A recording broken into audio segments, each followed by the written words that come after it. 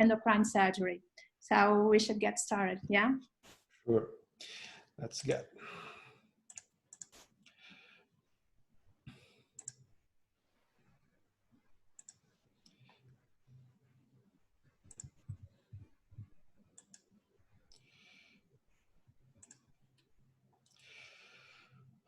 Well, so today's topic is going to be all about TOETVA and about the indications and if actually we need to improve our thyroidectomy.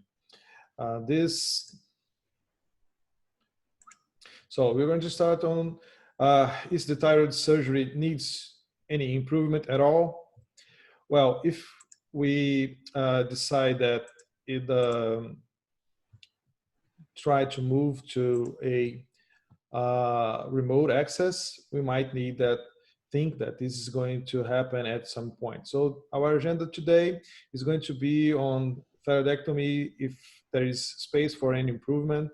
We're going to talk about a little bit deeply about scar outcomes and impact on patients. And finally, we're going to talk on TOETVA possible advantages. So let's start on the aspects that we might cover from thyroid. Let's start with safety. Is thyroidectomy, the conventional thyroidectomy, a safe procedure? Yes, it is a safe procedure. The chances of a thyroidectomy bleeding is from 0.4 to 4%. In some reviews and series, all the medical issues that may increase that risk can be managed before surgery. Also, vocal cord paralysis, the bilateral vocal cord paralysis, we have the incidence of 6.7 of vocal cord paralysis, palsy after the surgery. It can get up to 20% in one side. And thanks to intraoperative nerve monitoring and stage surgery, we can avoid the risk of possible damage to the airway and need for tracheostomy. Okay, the death rate we brought from 40% from in 1850 to less than 1%. So that is amazing, the progress that we have over the century. So it's a pretty safe surgery. Also, the effectiveness, it's an extremely efficacious surgery. So we all know about the increased incidence of thyroid cancer in all countries in the world. And the surgery that is the main treatment keep the mortality extremely low. So the surgery is very effective in keeping those mortality rates. Also, when we treat benign lesions, we also have the same impact on patients. Patients with benign goiters, women with Hashimoto or without, they experience no change in quality of life before and or after surgery. Only the bodily pain that is better after surgery. Okay, so it is amazing surgery for any given prospect. Also, the costs. We all know that the number of surgeries are increasing in every place, everywhere, and the US is the same. Here we can see that the number of procedures are increasing in the last decade and are still increasing. But the costs increase even steeper than the number of cases. So the costs have increased in a very higher rate, and this kind of increase is pretty much due to the advantage of new technology like nerve monitoring, energy devices, and even the medical cost itself.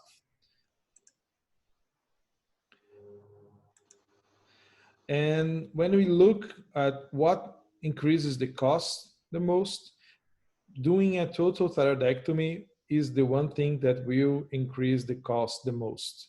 Okay, so doing a total thyroidectomy is the single most expensive account to the cost of thyroidectomies. Even the malignant diagnosis doesn't have the impact that the total thyroidectomy have. So this is something that we may put into our minds. But the important thing is that the costs have increased before the advent of remote access surgeries and robotic surgeries for thyroid. So this is important. Also, we have to look into the burden that the patients endure after the procedure itself. Of course, voice change is the thing that we always might concern. And here we can see the voice handicap index, and the patients here 10 is the best. And as high they get, the lower the voice outcome is. So you can see that the voice changes will endure some time, even in the later follow-ups. Even in the 36 months, we will still see patients with problems with the voice. The hypoparathyroidism is also something very common. So we have temporary hypoparathyroidisms ranging from 18 to 36%, and permanent hypoparathyroidism from up to 3%. So that is quite important, and we will see something about this later on this lecture. Also, swallowing is a big problem, big issue. So it's very related to the voice change, and here we can see that once the voice is getting worse, also the swallowing problems will get increased. And this is quite common. Patients have this problem after the procedure. And of course, since we're going to talk about a scarless procedure, the aesthetic outcome is quite important, and the burden that comes along might be very important to us. So let's get a little bit about this with more detail. The aesthetic outcomes is quite important, and the perception that the patient have is quite different from their doctors. Here, a visual scale SCAR score that the patient access their results, their aesthetic results after surgery, okay? They grade their SCAR at a 5.7 in a 10 from 0 to 10 scale, 10 being the best. The endocrinologists rate their SCAR 6.9 and surgeons 5.9. So surgeons and patients may see the SCAR as good or as bad as they are. But it's important that we acknowledge that some doctors may not see their SCAR as a big issue as their patients. In this interesting paper, they designed digitally designed scars over the neck of some photographs of patients, and they ranged the size of the scars and also the as mimicking as a MIVAT, a minimally invasive non-endoscopic surgery, and a conventional surgery ranging from 2 to 6 centimeters, and also the width of the scar from 1 millimeter to 2. So these are the aspects of the neck. And patients were comparing patients in the thyroid clinic and patients attending a non-thyroid clinic and or having scarless surgery for a sinus surgery, for example. So they're both associated larger and thicker scars with a better cosmetic outcome. So it was very steadily. Here it's an American paper from one doctor who reviewed their patients after at least 1 year after thyroidectomy, and they were assessed by phone with some questionnaires about their scars, and on those questionnaires they evaluated their scars of overall perception around 87%, ranging excellent and good, but only excellent in 50% of the cases. But very interesting. The likeliness of undergoing a new surgery just for skin scar revision ranged up to 10%. So This tells us this data tells us the patients are not as comfortable and as satisfied with that scar. And once we talk about these scars, scales, and techniques of evaluation, it's a little bit complicated because those scales they range from 9 to 36. The scales, the 9 is the best outcome, 36 is the worst outcome. So it's quite hard to see a number, a value, and appreciate this very much. So we did some math, and I transposed the scale from a 1 to 100, and being 1 the lowest score and 100 the highest score, the way we are used to see numbers. Okay, so bear with me.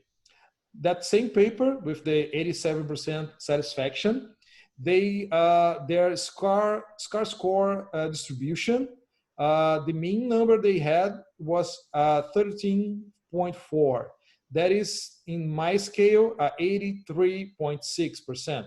So it's like a B minus in that scale from 9 to 36. So it's not a great number. So if we're surgeons and we are aiming to be A plus, okay? And this other paper, they compared 2 techniques, the minimally invasive non-endoscopic thyroidectomy and the conventional one.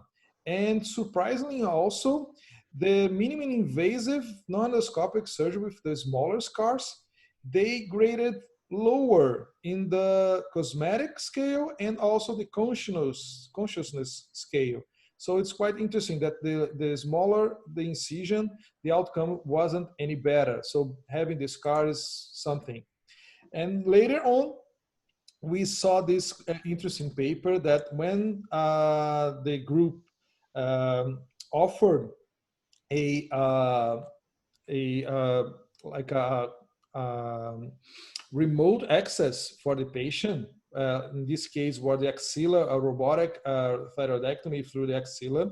The first choice of incision was 1 incision out of the neck. So most of the patients decided if they could have the chance, they would opt to have an incision outside of the neck. So that's quite interesting. In this other paper, from 203 patients looking into morbidity after surgeries, if the patients were offered remote access with the robot, the likelihood of their accepting this was, from these 203 patients, almost 150 patients would be interested in this remote access approach. So this is interesting. This is how we can access really the scar. And finally, when we talk about TOETVA, the possible advantage that may come with them. So tremor and precision, although the instruments are quite longer, we have a pivot point inside the trocars that keep that instruments steady. So the tremor and precision, as the instruments are quite small, may increase. So this is hard to prove, but it's quite, when you see during the surgery, it's quite nice to do the surgery. Of course, we are going to talk about the scar. So this is a picture of patients on the first day after surgery. So this is the patients still with the gowns after the surgery, and the first day when they're again discharged. So this is the aspect of the neck, a little bit of swelling below the chin, but at most a quite nice recovery.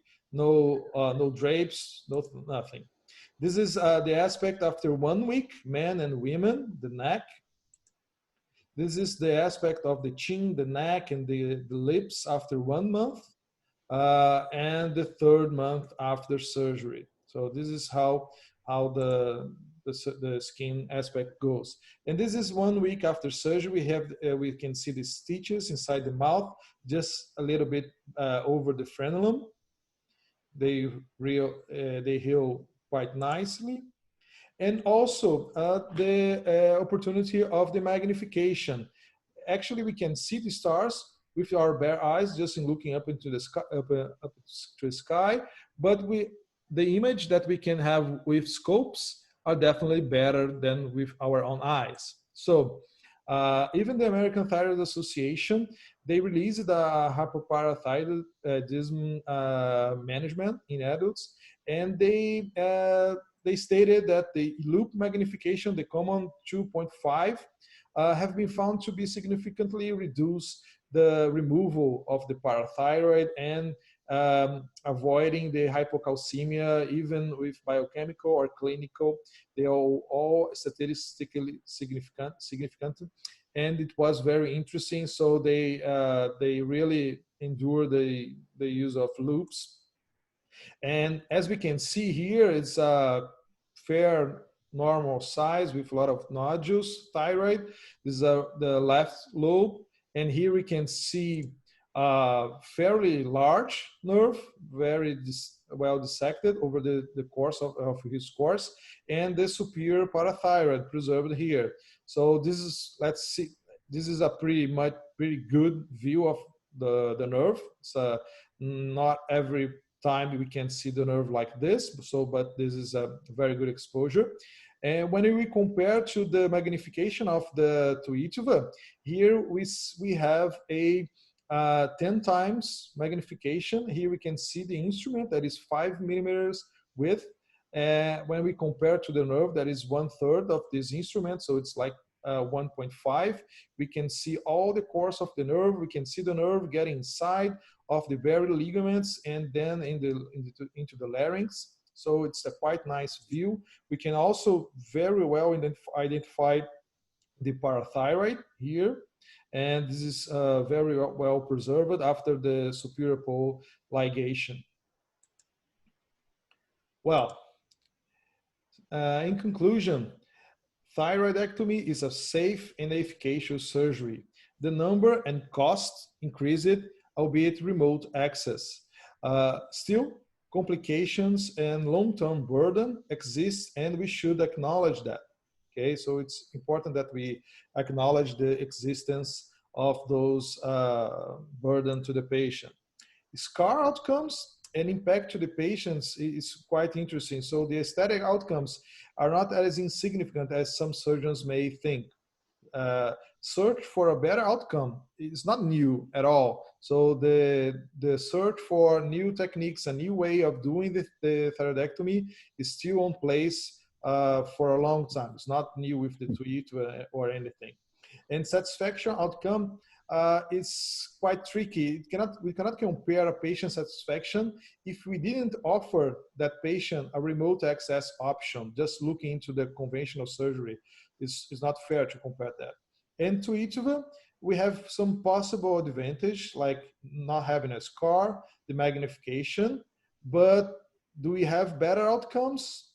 And this is going to be Ralph's talk and how we might see TOETVA going into the next decade and the next step on the thyroidectomy. Thank you. After Ralph's talk, we may have some time for questions, and we hope you enjoy with us.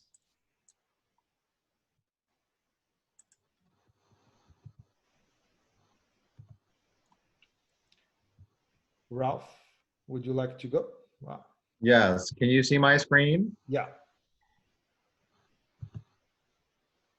Great. Well, thank you, Leo, for putting this together and inviting me. You know, actually last evening, I was supposed to be leaving for Rio de Janeiro to coming to see you and a number of others for the radio frequency course. And so during this time of COVID, where we've all been very stressed out and dealing with a lot of issues, it's really nice to at least virtually be with you, since I can't be with you formally and everybody. So I'm going to cover a lot of the aspects that Leo has spoken about already. And I certainly want to make sure that we understand that this operation is going to be more than leaving no trace, right? I mean, that's very important, as Leo already discussed with you, but certainly we want to make sure that you understand that there are other qualities and advantages to doing this operation. So I'll discuss the indications a little bit, the technique, Our experience to date, even though we are not doing transoral surgery right now because of the higher risk for droplet exposure as you have saliva in the mouth, and of course, if we're using CO2 and there's aerosolization, that can be a problem. And then some future perspectives. I want to be mindful of time because I want to make sure that questions can be asked. And you also have a question and answer possibility here where you can just type in a question. I answered one question before, but feel free to do that. There's also a chat room as well where you can all chat amongst yourselves. If I say something crazy, please comment.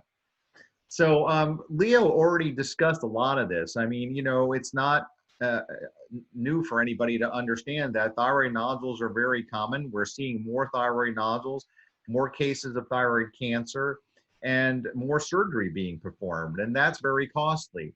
You saw the issue with scars. Let me tell you though, in the United States, and I'm sure in Brazil it's going to be the same, if not already, patients talk. And there are Facebook groups, there are other groups, social media groups, where they talk about scars, they talk about their concerns, and they look to find doctors or surgeons who can provide them with the least amount of morbidity. And by reputation, that is very important. These mechanisms for communication today are extremely important. And dare I say it, I would say that sometimes this word of mouth is more powerful than any other referral. So the patients hear that, well, we're doing too much surgery, we're making a lot of morbidity, and maybe we're not really helping them. And so we have to provide perspective. If we're going to do surgery, we can't do any harm. And for thyroid disease, especially most thyroid cancers, to help these patients, we have to have a near absence of iatrogenic morbidity. Most nodules are benign and most malignancies are indolent. And whatever you do, as Leo had already talked to you about, the patient is going to live with for the rest of their lives. And remember, you're not with them in the room. You're not living day to day with them. And you assume that whatever you've done, yeah, they're fine. They'll be able to tolerate it. But it's not you. You know, that's the problem. And so you're not living with them and you can't be paternalistic about this. And I would submit to you that leaving a scar to certain individuals is one kind of harm. I'm not saying for everybody, but certainly if a patient is concerned about it, I should be concerned about it. And if I can minimize that concern or eliminate that concern, why wouldn't I do that for my patients? That's really, really important. It's not funny to think that, oh, well, you know, some of my colleagues say, come on, Ralph, why do you complain about this and worry about this? You can buy them a jewelry to distract the incision or wear around the incision. And I said, let's not make light of this. This is not funny because the patients are very serious about this. Some patients live with this specter the rest of their lives and are very self-conscious. And I shouldn't dismiss those patients, nor should I look down upon them because they can't tolerate an incision. That's not for me to say. If it bothers them, it bothers me. Leo spoke about a lot of this already, but some of these issues are really significant. And a scar can affect quality of life the same as some real significant problems like atopic dermatitis and other skin diseases. So why should we be dismissive? This was sort of the kind of thing that really woke me up. And this was more than a few years back now. And this very young woman came in. She was 17 years of age. And she had waited 3 years to have treatment for a thyroid nodule that was growing and with a final aspiration biopsy of Bethesda 3. And she was a cheerleader, very concerned about an incision. She doesn't have any skin creases in her neck, and her mom was too. And so for me, I had to ask myself, how do I make this patient's life better? How can I help this patient? And at that point in time, we were just thinking about performing this operation. And I said, well, for her, the way I can make her life better is by not giving her a scar. And what we have seen and what we've studied at Hopkins is that, yes, people who are casual observers will notice scars. We think that they won't, but they do. And so observers direct their gaze away from the face and toward the neck in patients with thyroidectomy scars. And TOETVA eliminated this distraction. We also found that our patients, or casual observers even, would pay greater than $10,000 US to avoid this scar. And so what we also did is we used eye tracking software. And with this eye tracking software, so let me see if I can move this here. With this eye tracking software, we were able to show that your focus when you have an incision over here is really not in the facial triangle between the eyes and the nose. And that's where you want to communicate with people when you talk. But in fact, your gaze would often go down to a scar. And some of those scars that Leo showed you before on the woman who had different size scars, that still would be perceptible and distracting to the observer that you're trying to engage and communicate with. I want you to look at these three pictures. And what you'll see here is that there are three different categories. One patient has had a thyroidectomy, another patient has had transoral surgery, and another patient has had no thyroid surgery whatsoever. And what's interesting enough here is that, of course, this is the patient who has had a thyroidectomy via transcervical incision. This is a very nice incision. It's in a natural skin crease. It's about 6 months out. It's not hypertrophic. It's a little red, but you can see where the software technology is showing you that gaze is located. And then for here, this is a TOETVA. And this distraction is because of this mole. So this data and this software, this technique really tells us that this does make a difference, and it makes a difference to patients. So what we have to do is we can't be dismissive, no matter how young or how old you are. If you've been performing thyroid surgery for 20 to 30 years the same way, you can't just say, oh, come on, I do it the best and nobody is going to do it better than me and my patients all love me. Well, you don't live with them every day and you don't know what they're going through. So you also, even if you don't do it, have an ethical responsibility to learn, a professional responsibility, keeping current with evolving technologies, and to critically evaluate this instead of just dismissing it with your own subjective bias because you're afraid. This is not acceptable as people who deal with other people. We have to give them options. So the ideal surgery would be safe, effective, cost-effective, and really have no cosmetic impact. We looked at a litany of different approaches, and I can tell you at Hopkins, we've tried every single approach except for the BABA approach. And every single one, including MyVat, retroauricular, and transaxillary, we have abandoned for a number of reasons. The only one that has stuck and continues to will be transoral endoscopic vestibular approach, and I'll go over the data why.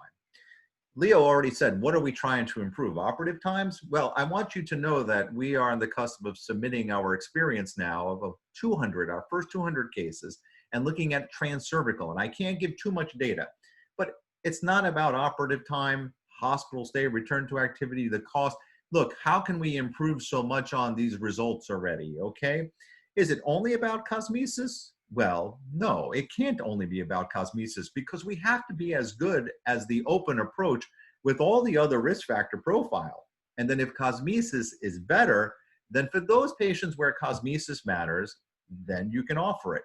But if our complication rate as it relates specifically to thyroid surgery was worse, how could we ever even think about offering it?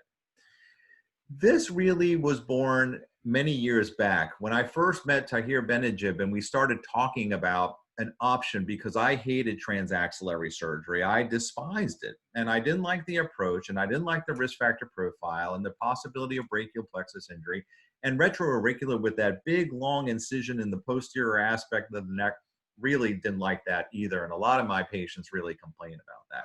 So we started talking about different approaches, and with my team, we looked at different approaches and we figured that, well, this is not going to work, but we really defined the vestibular approach and first described this in 2011. And in fact, with CO2 insufflation, and although we were using the SI robot at the time, we actually defined the steps of the operation, transecting the isthmus once you made the cavity, doing the superior pole first, which allows you access to the recurrent laryngeal nerve. And then once you identify the recurrent laryngeal nerve, after you take down the superior pole, the operation becomes very simple. And in fact, the bilateral exposure is superior to what you can get with any single incision approach otherwise. And in fact, you could also do a complete central neck dissection. Well, there are a lot of people who have great ideas all over the world, but very few people who can execute. And I cannot make any excuses, but I definitely commend my two colleagues in Thailand and Korea. That is Dr. Anyu Wang over here from Thailand, many of you know, and Dr. Kim, who has popularized the robotic approach. But of course, Dr. Anyu Wang was the first to the market, we say, right? And he was the first one to actually make this surgery happen. And Dr. Kim with the robot. The beauty of this, though, is that these placement of these ports, the incisions, it's done in a way where we've modified it over time to make sure that we minimize mental nerve injury and hyposthesia or numbness in this area. So you can see the central trocar here, usually anterior to the gingival labial frenulum. And these two trocars are placed about maybe about 2 millimeters anterior to the oral commissure. And this really helps to avoid the mental nerve hyposthesia. And it also facilitates that movement that Dr. Rangel was talking about. And Leo was talking about that stability. It is very stable, this operation. Your instruments are very stable. Let me show, and I'm gonna move this here a little bit. Okay, let me show some video. And I know I don't wanna take up too much time here because I wanna leave time for questions. So this is a 30-year-old woman. She has had hyperthyroidism, a few thyroid nodules, and I'm not sure I'm gonna be able to control this very easily. Let's see if I can do that. Okay, good. So we're making the incisions. We're tunneling down to the mentum. We're using a Hagar dilator after this to dilate into the space into the neck. We're sequentially dilating. Others use different types of dilators or different techniques, but really the premise is the same. That's what you want it to look like after you place all of your ports. That's your CO2 insufflation, tenting up the anterior neck skin. You're using your energy dissector to help make the pocket.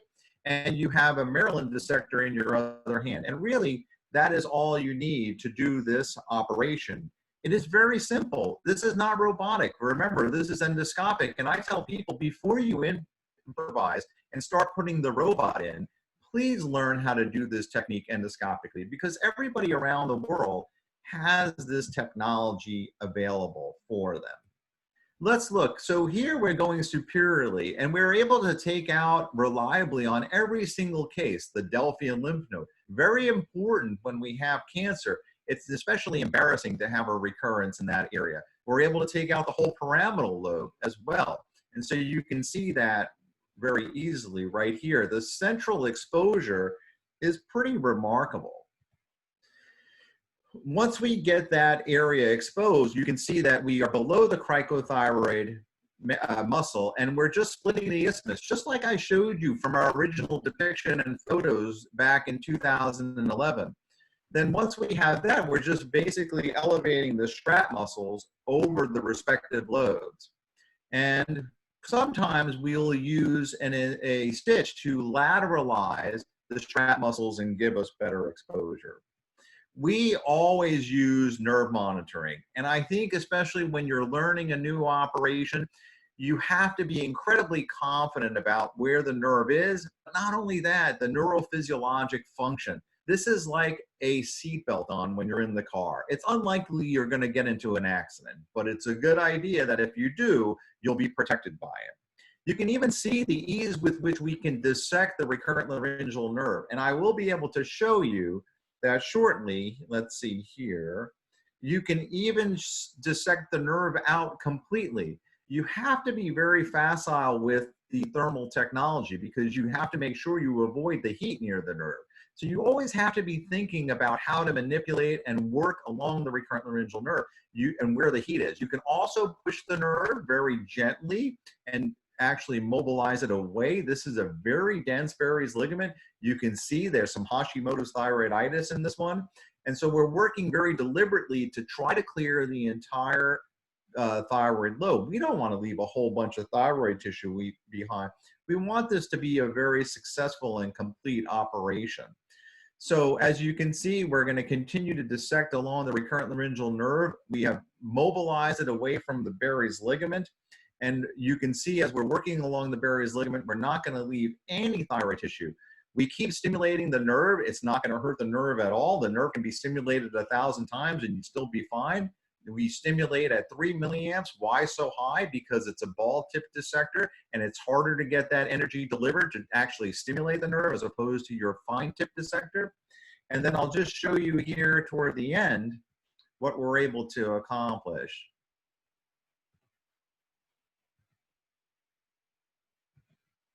What you'll see is that the nerve is completely dissected away. There's no remnant thyroid tissue left whatsoever. And this is really and completely a true thyroid lobectomy on the side, preservation of the inferior parathyroid gland. We're able to place it in a specimen bag and extract it through the central port, very safe without spilling any tumor or any concern. We're able to stimulate the vagus nerve to get a vagal stimulation and know our circuit's intact. This was a total thyroidectomy. We use some TOETVA to help decrease seroma formation and adhesions. And this is the post-operative evaluation at about a month. These are some of the pictures you've already seen by Dr. Rangel. Leo already shared these with you. Obviously, the incisions intraorally heal beautifully. The neck incisions, you don't even see those. So that's really very nice for you and for the patient. They're very, very happy. So what about the tenets of safe adoption? You need to be a dedicated thyroid and parathyroid surgeon. You know thyroid surgery inside and out from the outside. You want to be ethical and honest. This is not a gimmick to try to gain more cases. You want to be embracing new technology. You want to know how to use these harmonic dissectors and ligatures and thermal ligation, nerve monitoring and robotics before you even start something like this. So you want to use it open. See how close you can get the heat to the nerve before you start to worry about a degradation in the physiologic profile, the amplitude of the nerve and its function. Surgeon-performed ultrasound. I know this is not the same as in the United States, but I do all my own ultrasound because it allows me to figure out, especially thyroid and parathyroid, where the nodules are and if they're really amenable to being a good candidate for this surgery. I think we have to measure these outcomes. And as I said, we've compared now 330 consecutive transcervical approaches with our 200 transoral approaches, and the outcomes are surprisingly the same. The complication profile, the same. The only difference is the operative time, which over time continues to narrow, which is pretty remarkable. Considering the transaxillary and the retrofacial, those operative times really took a long time to start diminishing. Here, it's usually about 13 to 14 cases, but we've seen even as we continue and bring in more difficult types of cases like Graves disease cases, now that we're feeling more comfortable, bigger goiters, that still goes down. So we're at 270 cases, and unfortunately, you can see here that we haven't done anything since March of 2019. It's very sad. I hope I still remember how to do this operation when I get back actually doing it. So only part joking. So we've done 162 thyroid lobectomies, 78 totals, 30 parathyroids, and this number, which I'm really excited about, continues to go up because everything that you ever read about minimally invasive surgery has told you don't do Graves disease. No, no, no, that's crazy. You should never do Graves. I'll talk to you a little bit about that because I think it's really the women, young women who have Graves disease, small volume Graves, now I'm talking about a big monster Graves, are really well suited for this. And even some of the bigger Graves, and I'll tell you why. So you can see our outcomes. They're very similar to our transcervical approaches. We've had no permanent hypoparas in the total thyroidectomies, only 8 incidental parathyroidectomies. We've had 5 conversions. And they are very complete thyroids. And though we only had 1 who was considered for radioactive iodine, there was no uptake and an undetectable thyroid globulin. So we really endeavor on any case that is concerning for malignancy, suspected or known, to remove all that thyroid tissue and not leave a whole bunch of thyroid tissue behind next to the nerve. I think that this is a very safe operation. Now many centers and many surgeons are proving this, unlike our transaxillary and retrofacial approaches. The operative times are reducing quickly with the endoscopic approach, and it reduces or eliminates one element of surgical morbidity. I believe that there's less incidental parathyroidectomy as we compare it to our transcervical approach. And I think it's because of the enhanced optics and the angle of our approach.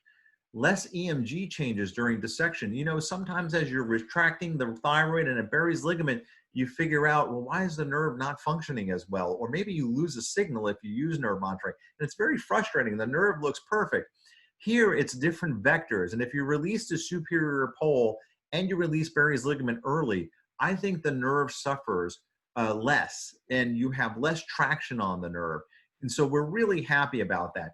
We already mentioned, though, right, we had 8 temporary situations where most of them, if not all of them, came back by 3 months and most of them 2 weeks.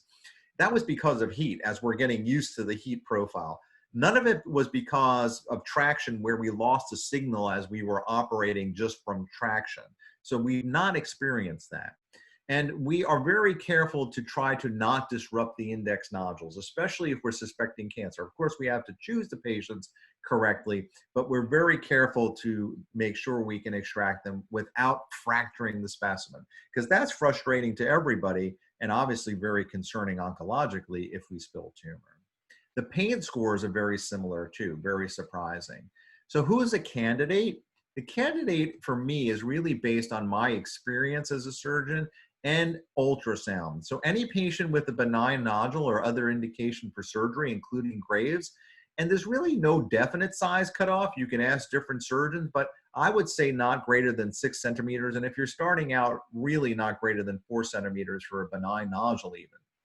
Localized parathyroid adenomas, it's a really great surgery. And we hopefully will have a multi-institutional study coming out very soon internationally that'll show 100 parathyroid cases successfully treated this way.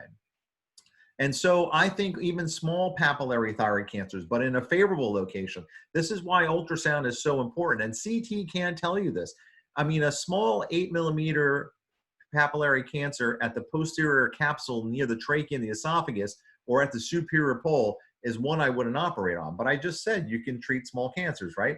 You can treat a bigger cancer, even a 3 centimeter cancer in the inferior pole, way away from the nerve and where you have to grab the superior pole initially. And so location, location, location is very critical. And if you do your own ultrasound, you know all of that. There are no surprises for you during this operation.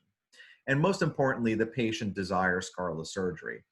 I think Graves' disease is a perfect match. It's for mostly young women who have this. 5 times more common in women. Now we know that, especially women of childbearing age, they want to avoid radioactive iodine, and the side effects are now being proven to be more evident here in recent papers. And so I think that this is really a remarkable patient population. And we're also doing a study, and I would implore you to do it too, for the bigger Graves. We are giving them SSKI, or supersaturated potassium iodine. Within 5 days, we reduced the volume and the vascularity. And those big thyroids that we would think like we're crazy for doing transoral have shrunk to the point now where we feel very comfortable even with the bigger thyroids. And so we have a randomized study going on right now. And I think, well, not right now, but since March, up until March. And this has been very successful as well. Primary hyperparathyroidism, if you can see it on ultrasound and you see it on MIBI, and it's classic primary hyperparathyroidism, perfect case to do it in, really perfect. Who is not a candidate? It's the ones that have possible cancer at the superior pole, those patients who have more aggressive cancers, big nodal metastases, and foregland exploration can be done, but it's difficult. I would say to you that there is a framework for safe adoption. There are multiple courses throughout the world that can give you experience, and you can get familiarity with it. You can set yourself up for doing the surgery by doing some of these techniques in your open surgery. And that's very important to make sure you're comfortable with the technology in your open surgery. I think we need to overcome the learning curve, train surgeons in the correct manner, collect our results, and continue to improve our dexterity. This operation is here to stay. And like I said, I'm a very critical person, but I'll try anything at least once. And so those other operations, I quickly dismissed. But this one is something that I really believe it's enjoyable. Everybody has a technology all over the world to do this, and it can benefit all patients all over the world. This is Dr. Kim, my dear friend in Seoul, Korea, using his XI robot. You can see it almost looks like a horror movie. I don't know what's happening to the patient over here. I told him, God bless him, he has a great team. This guy is a master, Mr. Chung, to help him work this. But I really think it needs to be made easier. Unfortunately, we were just starting our single port program and doing our first few cases, in fact, and I think that there'll be continued iterations of robotic technology that will make this operation even more simple in the very near future. So we always have to be in mind for these new technologies. So we also have modified this robot to work in this area because it's not very, very friendly to this area. And that's why I think things will continue to evolve. Now, let's continue to be mindful, though, and I'm hopeful that Dr. Rangel will put forward further webinars on these topics as well, that this is not disruptive technology. It's another way to do surgery. It's a great way to do surgery, but really what's coming as well is treating nodules that can be treated without surgery by just getting rid of them, by ablating them. And more data is coming out from our colleagues, again, in Asia, taking the lead, but also in your neck of the woods in South America by many down there, including Dr. Rangel, with radio frequency, looking at how successful this technology can be in certainly ablating benign nodules, and then hopefully one day treating small cancers and small nodal metastases as well. And so as surgeons, we need to be mindful of this. Otherwise, we may face the same outcomes as the dinosaurs, or also the cardiac surgeons, when the interventional radiologists started taking over and they were left with less work to do. So just to be mindful of that. So I think that this is really here to stay. It's really an excellent approach. I believe the outcomes specific to thyroid surgery, your nerve issues, your parathyroid issues are equivalent. And when you can avoid a scar, it's remarkable. The patients come back and they say, this is quite amazing. They are so happy, minimal pain in most patients. And we've only had 4 patients who have described at 1 year out a region of numbness, whether it's chin or lip. We haven't had both, but it hasn't been a pervasive numbness. And when you ask them about that, they say, hey, Dr. Tufano, to avoid a scar, it really doesn't bother me. I'm delighted. When I see my friends or somebody who's had the scar, I'm very happy to know that nobody can tell I've ever had thyroid surgery. So I really thank you for your time. I know Leo luckily told me that I'm 1 hour behind. I should know this. I've been there enough, but I could have missed this if he didn't tell me. He'd probably be texting me, where is Tufano? But thanks for telling me, Leo, and I'm glad I can enjoy part of the evening with you all. Thank you. Thank you. Here's our next course. You see I put question marks. I'm really hopeful that one of these days we can be back together in person, but maybe virtually. And this is the last time I did a transoral surgery, which was in March when we were having snow. So I hope sometime soon. Thanks again. Thank you, Ralph. Great presentation. That's really what we are looking for, actually, and this kind of honesty regarding the adoption of this new kind of technology and this stepwise approach. I truly believe the need for personal and surgical skills acquired through discussions, observership, and this kind of course, the cadavers course, I truly believe that is the way to go. Because and actually the thing that you do too, that is having people to see the surgery, that is something that you should address when you show the course, that you invite people to see your Right. OR and before the course. And this is very interesting and important that people see how it's done in real life. And then they have the opportunity to do this on cadavers is also amazing. I hope I can get you to our course too here in Brazil, that you're going to have a lot of fun too. Yeah, I look forward to seeing everybody and being with you all again sometime soon, God willing. Yeah, let's get some questions that we had here before. Well, let's. Santiago's from Buenos Aires. I'd like to know if you have had skin injuries performing the access, and is the access most difficult step of the TOETVA? That's a good question. I had one patient that I punctured the skin, right, a very thin lady, just about below the chin. That happens.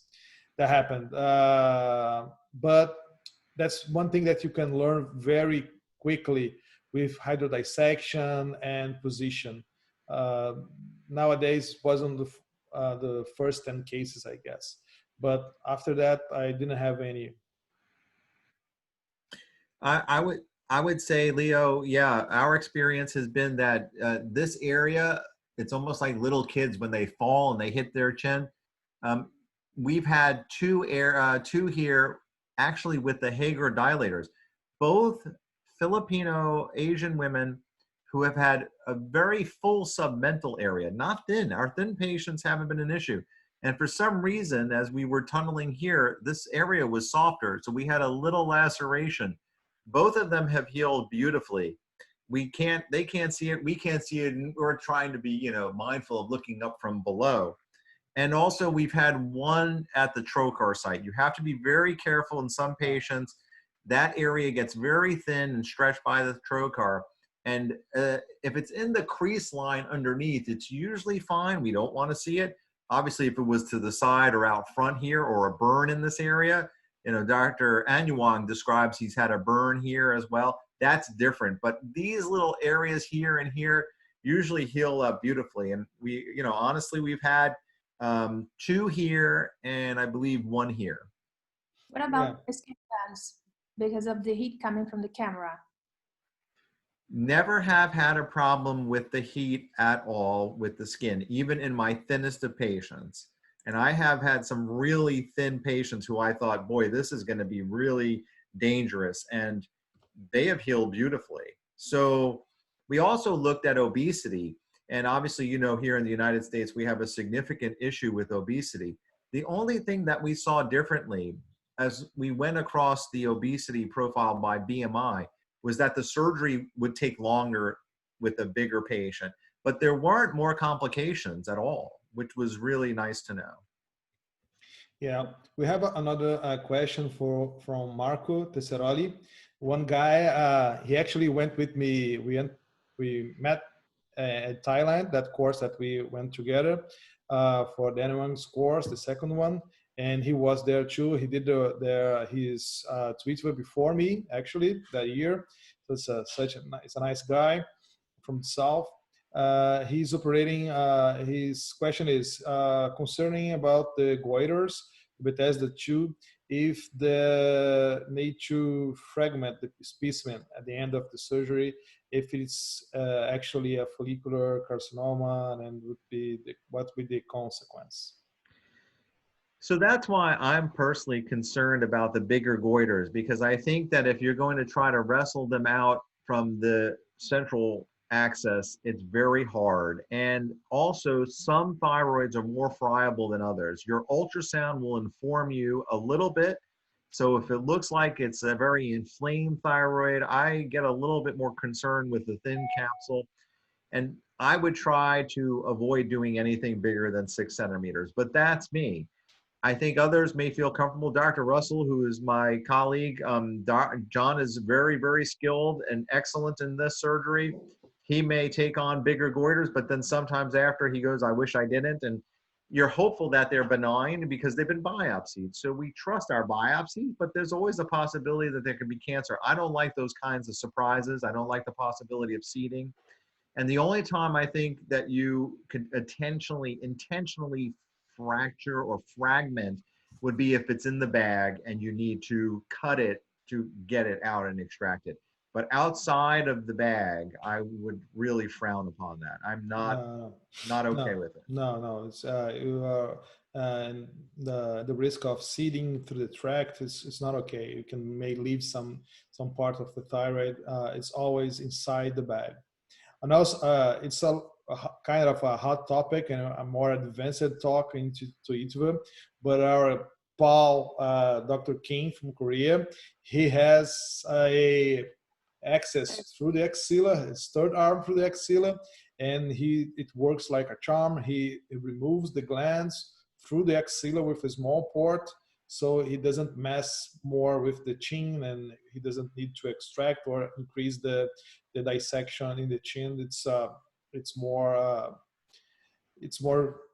less kind of boring to take from the axilla, albeit you have to do it on a skin incision, even though it's in the axilla and the crease. But anyway, it's more debatable.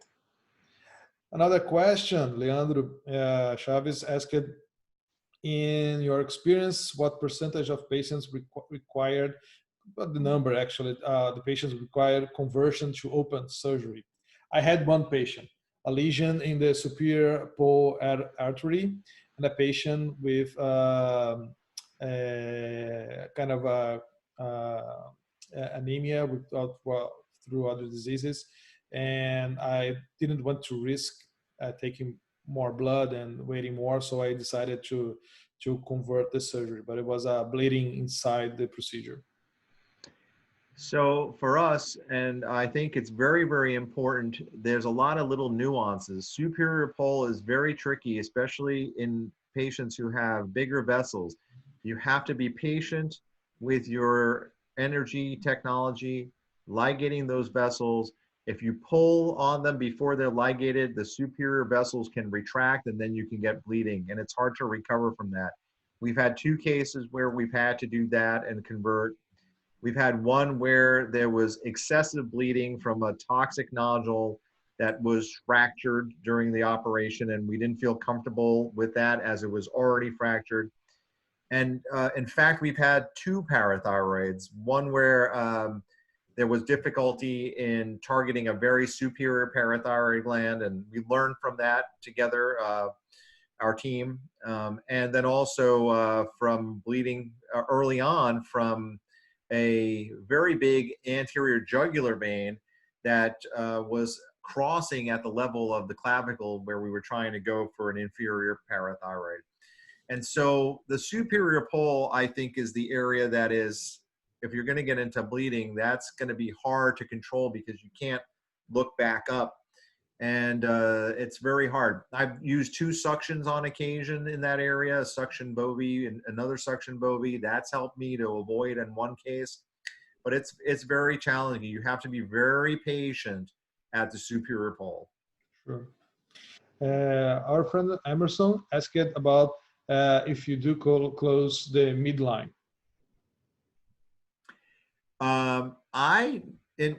What sold me on this is that I had the patient who had a BMI of like, I think it was like 20 or 20, I mean, very thin young woman. And I was like, I'm not going to close this midline. And you couldn't even tell after. And I was sure that this was going to be the one that would stick. And I think it may be due to the anti-adhesive properties to a degree of the fibrin glue that we use at the end. But I don't close the midline. I don't see, and I have not had any patients that have had a problem. John used to not close the midline, and then he started closing the midline on some, and then he stopped again. So I don't know if it really makes much of a difference, but I don't close the midline.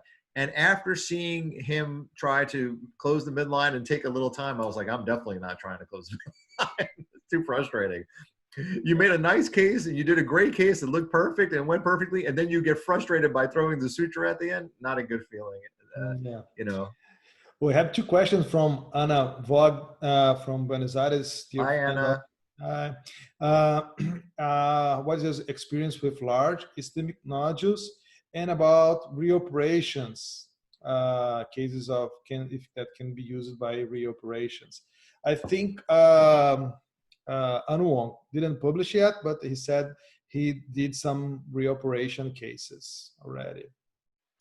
We published on 1 case, and we've done 4 since then for a total of 5. And if you go back within the first 7 to 10 days, it's cake. You go right in. The only problem is there's a lot of inflammation in and around where you transected the isthmus. So just reestablishing that area and lifting the strap muscles is a little sticky. We also spoke with Angun about this as well, and that if you waited 6 months, it probably would be okay too. but we haven't had that experience yet. We usually, if we need to do a completion, it's usually in an unusual circumstance. We've had a benign nodule on FNA come back as a follicular cancer. Not good, but it did come back. And we had another one come back as a Hürthle cell, luckily encapsulated. I mean, you know, you wouldn't expect this, but it happens. And so those cases have gone well in completion. I would not use it on a case that has already been operated on for reoperation by a transcervical approach. I don't think that there's any benefit, right? So, but reoperation for your own initial transoral approach for one side, I think it's very safe to do. And within the first 7 to 10 days, you're right back into the pocket of where you need to be. Another question is from Roger Junta, our friend too. Our good questions.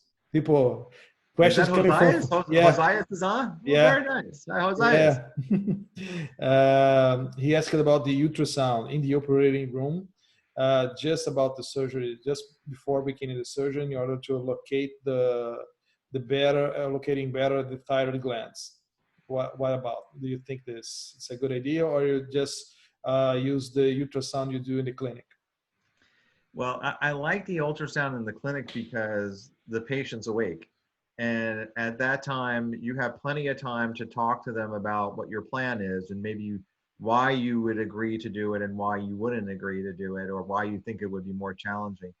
I mean, you can do it right before the surgery with them awake, but then it's like, wow, I didn't see that other nodule at the posterior capsule, or it looks like it's more at the superior pole, and then the patient's expecting a transoral surgery. So I don't like that. And then there's all the emotion and concern about having the surgery. So I love ultrasound, but I'd rather do the ultrasound in this circumstance in the clinic to help me discuss with the patient in a very calm way, not the stress of the surgery day, what to do. I also forgot to answer Anna's question about isthmic nodules, big isthmic nodules, right? Mm-hmm. Some isthmus nodules you can move. You can actually know with your ultrasound or your fingers, your hand, you can move them over the trachea and they slide. I don't worry about that, or a big isthmus at all. You know, usually the ligature is a little bit better with hemostasis through the big isthmus than a harmonic. But nodules in the isthmus can be moved, especially if they're benign. That wouldn't stop me from doing a transoral surgery. Only a bigger nodule in the isthmus that is a cancer or suspected cancer would I have reservations about. And now we have a really hot question. Dr. Young Sim, great radiologist from Korea. I stayed there with him in his clinic. He's on the webinar? Yeah, he's on the webinar. Wow, he's learning from the from the other guys. That's awesome. The guy's amazing. He has great experience on regrowth patterns. We should have him. He's a great guy. He knows a lot about improving radio frequency ablation. Okay, keep the focus. This is surgical now. Yeah, this guy's great. He said that his patient chooses radio frequency in order to preserve their thyroid function, and with some concern about the risk of hypothyroidism. Yeah, hypothyroidism, of course, but I think also hypoparathyroidism too. But he said that, of course, we do think the same. I think the advantage of radio frequency falls just on that, the benefit of preserving thyroid tissue. Yeah, I think, Leo, and we've talked about this, the main motivation for patients who are considering radio frequency versus surgery when they're amenable to both, it's almost a no-brainer to them if they could avoid thyroid hormone, right? And so with that confidence that they're almost really, you know, very, very unlikely to need any thyroid hormone after radio frequency, the majority of those patients who are candidates for either are going to choose radio frequency. Sure. But again, within the armamentarium of what we offer, there are cases that we wouldn't treat with radio frequency that would still be amenable to transoral surgery. They don't necessarily completely overlap. And we should be able to offer those patients, I think, the next best thing, which would be a scarless surgery when they have to have a surgery.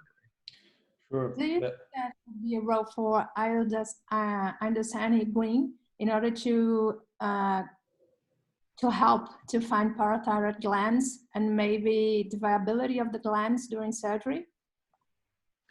So, Marina, did you say that for for transoral or? Transoral, yeah. So we are working with a company, but it's from a research standpoint that's looking at using a fiber which we can use through the port to help us visualize the parathyroid glands better and the viability, right? Because that's key. Because some of the commercially available technologies help you visualize, but they are not so good at really discerning viability. And that's what we're really after, is viability. And I think we're going to get there. And again, before COVID, we had just completed our IRB and we're ready to do the study and applied for the NIH funding even. So I'm hopeful that we're going to have that for transoral, and it would be by, you know, obviously the things that you've seen for open surgery have been a camera, you know, putting in or either injecting indocyanine green and taking pictures. We want to just look with the fiber and illuminate and be able to assess all of that. And I think that that's going to be possible, but right now it's not, but it will be. Okay. We have another question from Alfredo Rios from Mar del Plata. Nice place. Have you ever considered doing the surgery without nerve monitoring? This is I know it's a tough question, and we discussed this a lot outside of meetings, me and Tufano.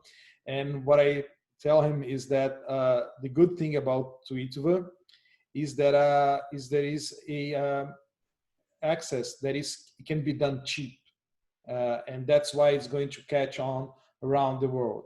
Because if you need like $1 million robot to do the procedure, it's not going to be a good thing.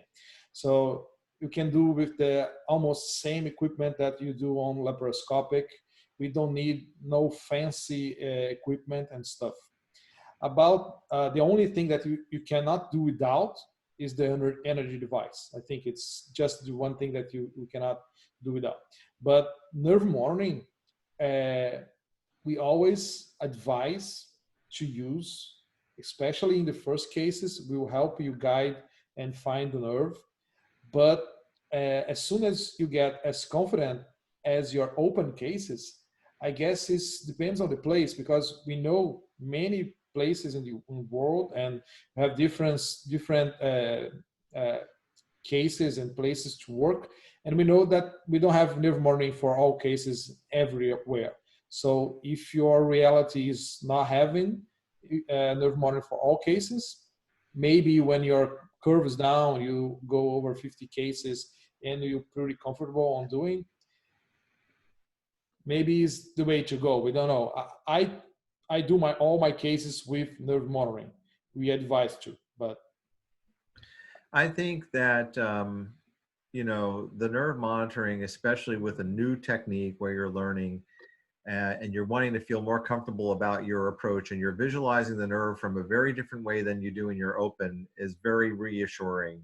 Sure. And I've had cases where there's been significant arborization, and I thought I was looking at the motor nerve, the motor branch, because you're finding it at the insertion where you're most likely to see arborization, right? And the stimulator had told me that, no, that is not the branch, because I had already stimulated the vagus, and so I knew it was intact and I didn't just disrupt anything. And then I would find a branch coursing underneath the berries going, you know, straight anterior and into the, so again, you know, and I've done, I mean, I've been, you know, this is all I do is thyroid and parathyroid surgery. And it means that you can still be fooled. And I think just having all of those adjuncts, especially with a new technology, a new technique, just makes you feel more comfortable. And if your desire is to get the optimum outcome for your patient in all aspects, then it's hard to pass up on nerve monitoring for this surgery, this technique. There is one last question. A good friend of ours from Inca. If you have any patients with keloid and who wanted to do the procedure. this is the best patient population, right? Because what's their alternative? To have a big, thick scar, rope-like scar in their neck, or to try this? These patients are hopeful that you'll be able to do something to avoid that. And I recently treated a woman who had very bad Graves disease, and I was doing the surgery, and the vessels were as big as my pinky, even though this one, in fact, got the oh wait, she didn't get SSKI, right? That's why. And so, and so, yeah, I was kind of saying under my breath, I'm never doing this again. And at the end, when she came back into the clinic, she said, Dr. Tufano, I'm so thankful. I am like, look at me. And I was like, yeah, you look great. I said, but you know, I lost the rest of my hair on my head after this operation. I had a few left and that was it.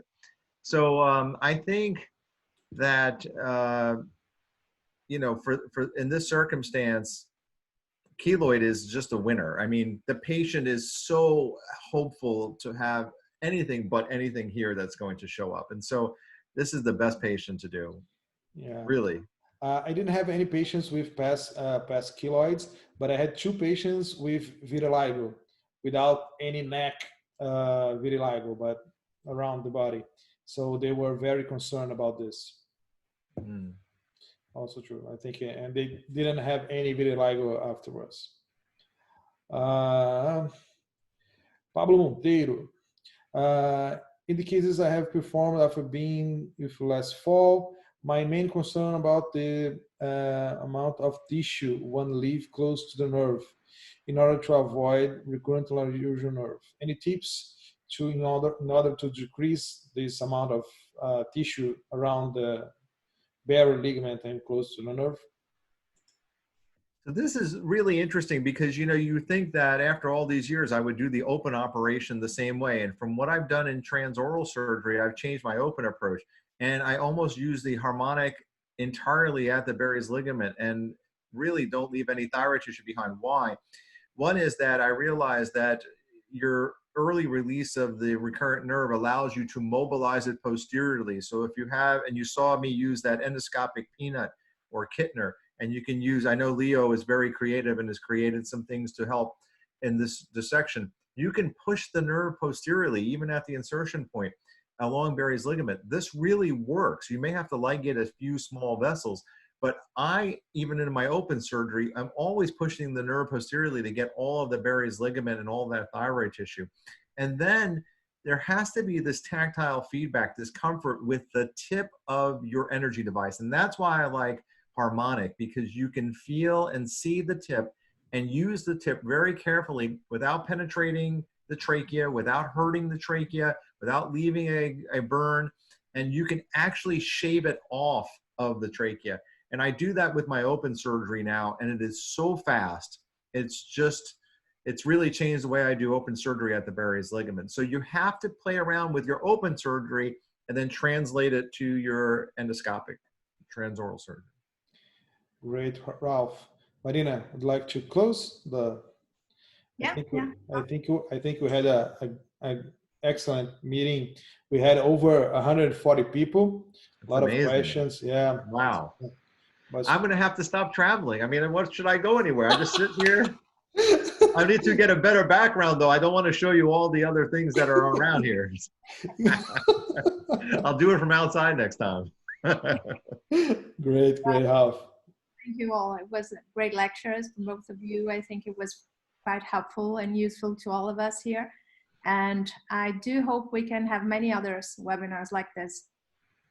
Yeah, hope to have you in Brazil soon back, my friend. Same here. Please, everybody stay safe and God bless you all, okay?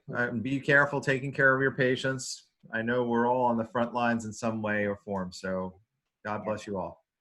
Okay, bye-bye. Good night, everybody.